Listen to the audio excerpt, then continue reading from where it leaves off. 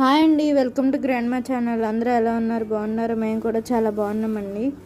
ఈరోజైతే మన గార్డెన్లో కాసిన ఉసిరికాయలు ఉన్నాయి కదా, వాటితో కొత్తగా రెసిపీ చేసుకుందాం.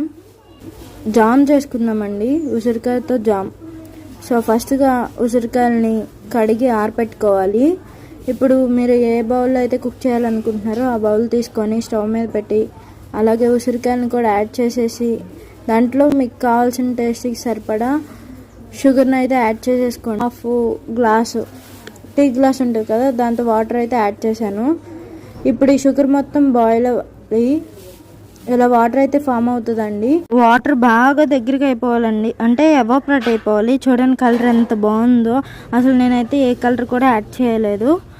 సో మీరు కూడా ఇలా ట్రై చేసి మీ ఇంట్లో చేసి పెట్టండి. మీ వాళ్ళు ఎలా రెస్పాండ్ అయ్యారో నాకు కామెంట్ చేయండి అబ్బా. థ్యాంక్స్.